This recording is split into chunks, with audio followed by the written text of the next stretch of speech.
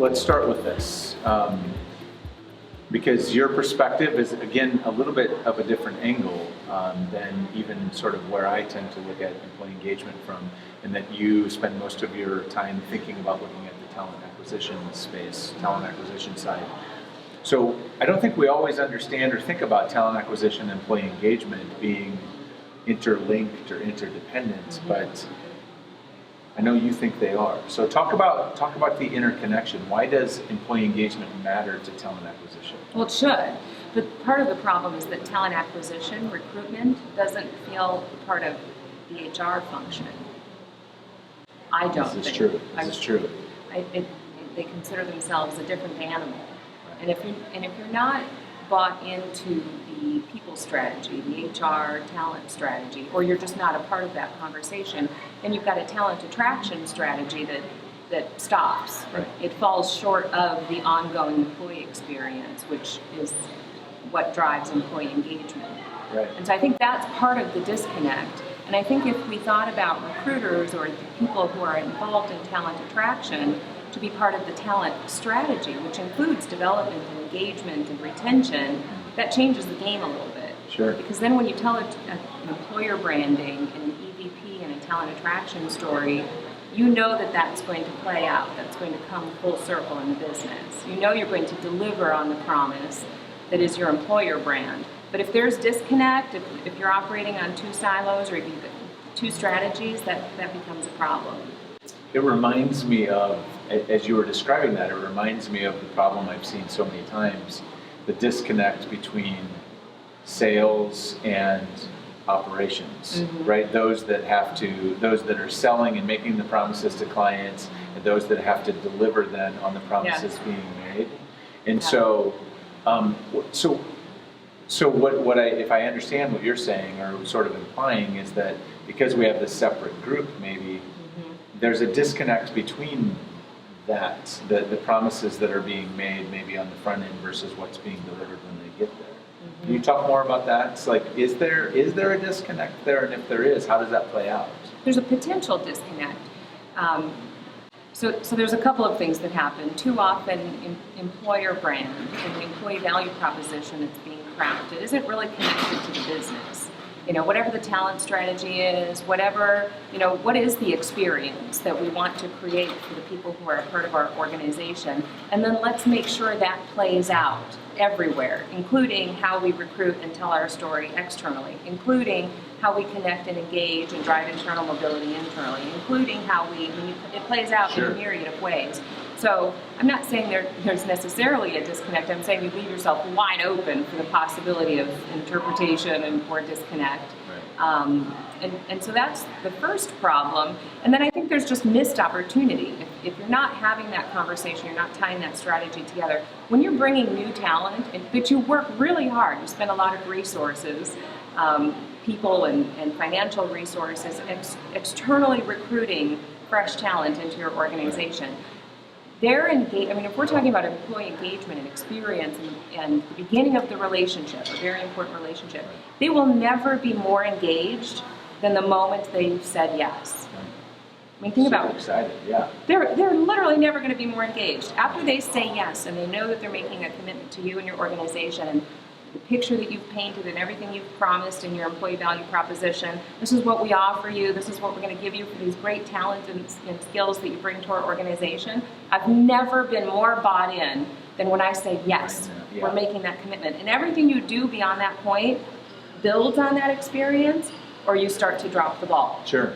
Literally. Right. So you've seen, I'm sure you've seen organizations that probably do this really well and organizations that have done this poorly. Those that do it well, what are the things that you've seen them do, or what are some practices or mechanisms that they use to try to, I guess, not drop the ball and build on that initial excitement? I think it's really understanding the type of experience you want your talent to have.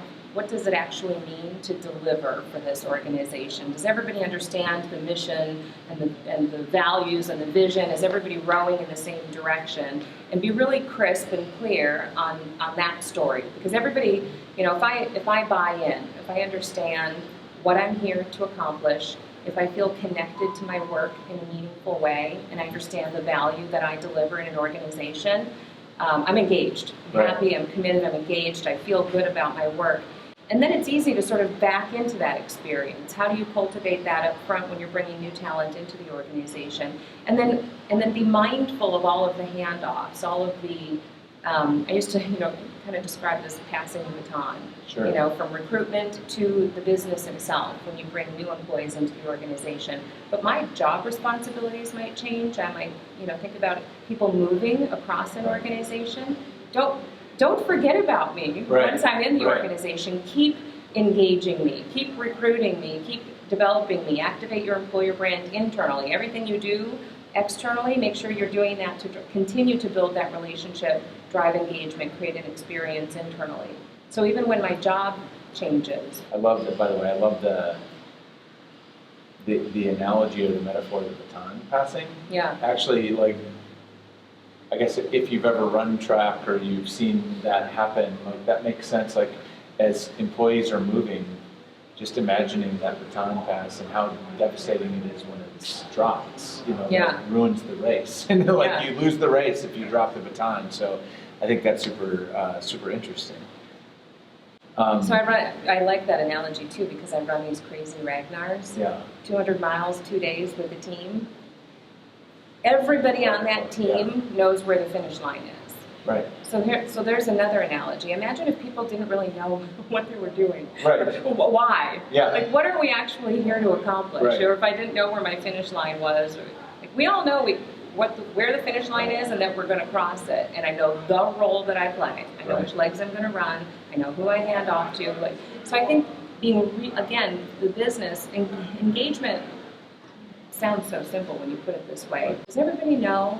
Are we being really clear in our leadership top-down messaging in terms of why we're doing this work, the value that we're trying to create here? Am I connected to my work in a meaningful way? And be really consistent about telling that story, and then be mindful of the handoffs. Every time my job responsibilities shift, or I move around in an organization, or the organization itself shifts gears. Just always being clear in that messaging. Well, I think also if you are clear in that messaging and the way you described it, that also helps you to start connecting back into that front end, right? The back to the talent acquisition piece, because then those that are on the front end in talent acquisition can be telling a story that connects to what they're going to hear once they are on the team. Yeah. Yeah. So, okay, one of the questions that we've been asking, and this may, you can take this any way you want or any direction you want, but if I were to hand you a magic wand, and you can take that magic wand and you can eradicate one management behavior or practice or process or fad, you can eradicate it out of existence right now. Which one would you choose to use it on? That's a really good question. I think it's what I just said. I think leadership, we both listened to Brené Brown just now, and she talks about the most important quality in a transformational leader, in driving transformational change. The most important leadership quality is courage. And I think it's really, and then she talks a lot about transparency and vulnerability and all of the things that she talks so well about. And I think that leaders and managers, organizations need to understand when you ask people to come to work for you, to do their best work for you, bleed for me as a company, as a leader, people will go along with you more than you realize if you're just transparent, if you're honest, if you communicate consistently, if you share your vision. It's okay if things change, if you need to shift directions, if strategies change. But just clear, consistent, open, authentic communication as a leadership trait, but just as a business practice. People can go along with that. We're human beings. We understand things change, or we understand, things need to be reprioritized. I can do that. I can shift as a person.